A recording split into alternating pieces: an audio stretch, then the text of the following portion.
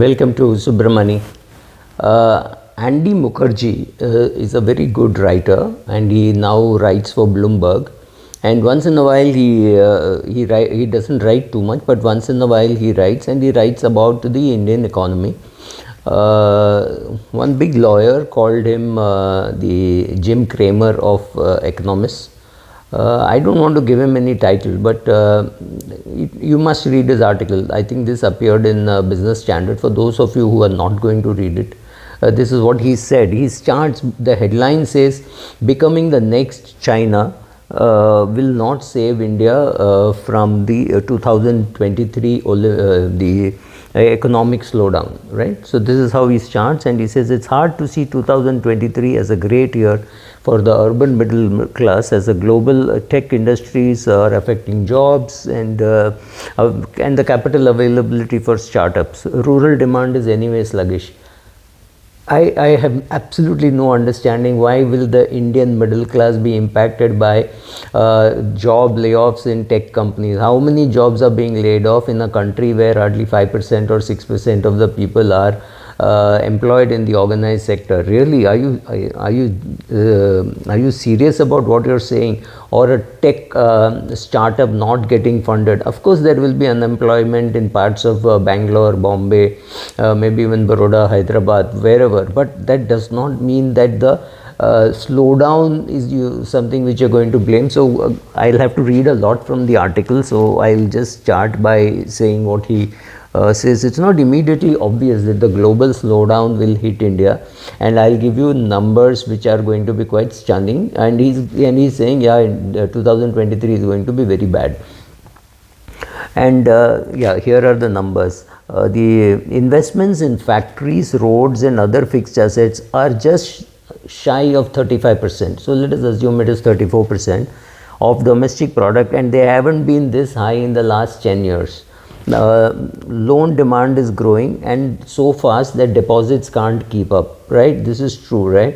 So you have what will happen when deposits don't grow? It's simple. People will go to rating agencies like CARE and get themselves rated.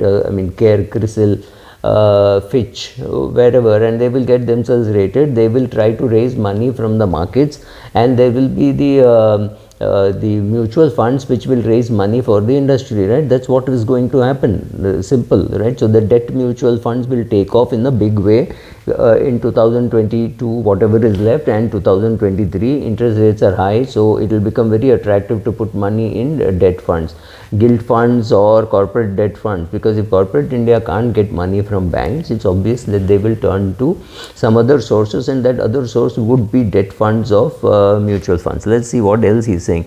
What is driving India's animal spirits in the worldwide, when the worldwide is not worldwide malaise, he's using this word. So what is driving? So, and he says it's largely because of the federal government investments. When he says federal government, is what we normal human beings call central government. Some of it is a result of the economy reopening fully.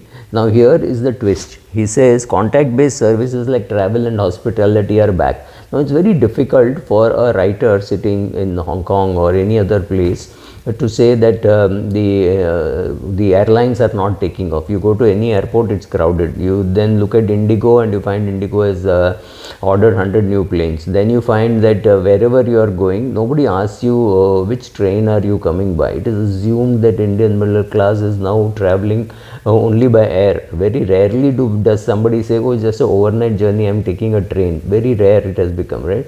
So we have got used to air travel. In this, I must also tell you that 100 airports will be operational in this country soon. Right now we are very close to that, but we have not reached 100.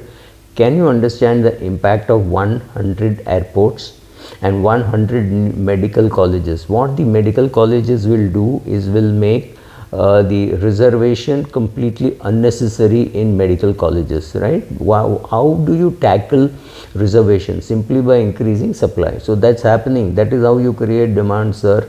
You create so much supply that the demand will come for the same thing. So let's say 50 new colleges come up in Uttar Pradesh and 50 new colleges come up in other parts of the country. 10 new airports come up in Uttar Pradesh, Bihar, Madhya Pradesh, and you say, oh, these are the states which are not growing. Arunachal Pradesh has got a new airport, right? So airports are coming up. When the airports come, there will be planes, there will be pilots, there will be drivers to pick up the staff, there will be staff, there will be employment. They will make many new bases. It will not be only Mumbai centric or Bangalore centric or Chennai centric flights.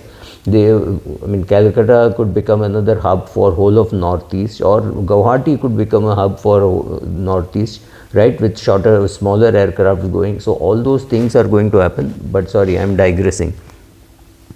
So he's saying, okay, my economy is booming, so your all your shares, like he's not saying this, I am saying, so your shares which are in the hotel industry, airline industry, etc., have to do well, and something which is supporting them also have to do well, right? So all those things will do well.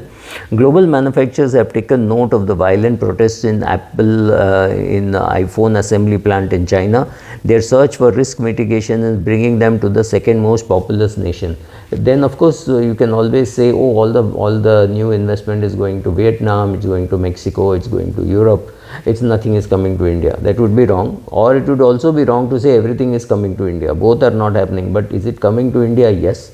Are the numbers good? I don't know, but there is definitely enough domestic demand for people to want to come and manufacture something in India or outsource it to some Indian manufacturer.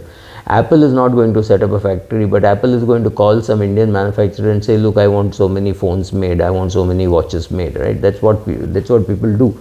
Right, all the manufacturing is outsourced. Manufacturing is considered to be low end, so manufacturing is outsourced. Even people like Colgate or Patanjali outsource all their manufacturing. They don't want to handle the manufacturing themselves. There are enough people wanting to invest money, put up a small plant, any part of the country, and cater to the local market. So there is somebody wanting to make toothpaste for Colgate. Colgate wants to brand it and sell it. Same thing for Patanjali. Patanjali wants to make a toothpaste which will be made locally in various places and sold. So maybe Patanjali's market share may be less, but manufacturing is outsourced. So Apple will outsource, Siemens will outsource, Caterpillar will outsource, Cummins will outsource. Where will they outsource to? They'll outsource to their own outfits in India, right? Global manufacturers are not growing much. China +1 is not going to be of much help to India, averting the economic slowdown. I have no clue why he is saying that, but yes, even if there is a slowdown, let us say, what is the takeaway from this article? Does it mean you should sell all your shares and sit on cash waiting for the market to come down to buy, or should you be buying progressively? He does not talk anything about the 13,000-14,000 crores. I am projecting next month's SIP figure. The rate at which it is growing and the fact that it has remained steady during tough times. I did not expect the SIP figure to remain so constant over a long period, including the COVID period. It didn't fall by much. In fact, it is so good that the selling of the FII was completely absorbed by the retail buying. Solid reason why we should develop a very good debt market, but that's for a different video, right? As a result, the combined, he's saying, oh, again, we have collected well in GST, but he's saying that's obvious because of inflation, not because of anything else. Well, 1,40,000 crores, not bad. Well, that's what he has to say. Have been more than willing to help firms tide over their cash flow crunch. As a result, the combined capital expenditure by the central government and the state governments and by the largely traded public companies this year may exceed 21 trillion rupees. 21 trillion rupees is about 258 billion US dollar. That's not a small sum. In fact, I think that's bigger than the investment rate from 2016, 17 and 18. This number is going to be higher than that, right? So, well, there is a flip side to this. Now, with the pent-up consumption having met, he's saying all the post-COVID, this had to happen, has already happened, and the source of buoyant government revenues is starting to pinch the average and low-income household. Are these the same people who are impacted by lack of capital available for these startups? I am not very sure, but he seems to be saying that. Nomura's consumption tracker fell 11 percentage points points from its pre-pandemic reading in the June quarter to below the level in October. It is hard to see 2023 as a great year for the urban middle class, as the global tech layoffs affect jobs and capital availability for startups. Again, the same thing. Rural demand is anyway sluggish. So according to Consumer Goods Company, we believe India's growth rate has peaked and a broad-based slowdown is underway. Nomura analysts wrote last week, after GDP expanded by 6.3%, that this is half the growth rate in the previous 3 months. In their estimate, the full year, India's general election 2024 may be around the corner, could be around 5% or 5.2%. Leaving out the pandemic years, this would be the second worst rate of economic growth in more than a decade. It will put question marks around Prime Minister Modi's expensive industrial policy push. I seriously don't understand what this means. Does it mean the PLI is not working, or the PLI is not working enough?